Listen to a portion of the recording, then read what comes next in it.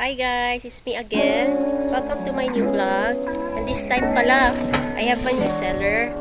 Ito siya is from Davao. So kung sa Davao siya, is from LBC, Davao to Jensan. 2 days lang siya, makuha mo na yung plants. So, konti lang yung itong plants. So, na-unbox ko na pala siya. Reflex ko na lang sa inyo. Kasi 4 naman ito. So, yung seller pala is from Joanna Succulents. Parang taga Davao ito siya eh. So, ano lang, 2 days lang from Davao to Jensan. So, sa LBC, nakuha ko siya for 2 days lang. Dumating na siya. Ayan, as you expected, okay yung plants niya oh. Tingnan nyo.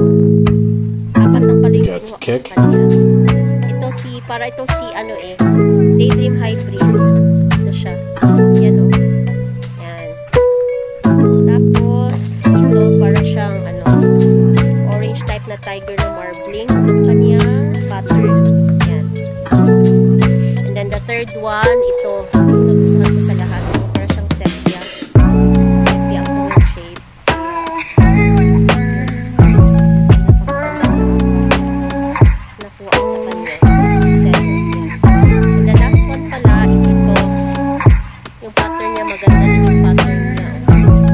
Ito tingnan mo, parang may feature siya ito.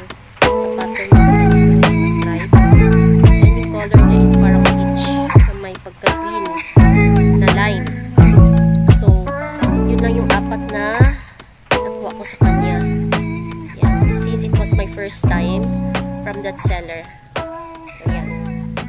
4 Gymno hybrids, guys. Yan. Super pretty and healthy pa. So, until next time, guys. See you again at my next vlog. Bye!